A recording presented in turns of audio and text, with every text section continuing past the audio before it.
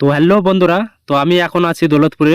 তো এটা হচ্ছে দৌলতপুর উত্তরপাড়া ক্লাবের কালী পুজো প্যান্ডেলের থিম হচ্ছে পাগলা গারদ। তো পাগলা গারদের থিমটা কিরকম হয়েছে অবশ্যই কমেন্টে জানাও। তো এই ছিল আজকের ছোট্ট একটা মিনি ব্লগ তোমাদের জন্য।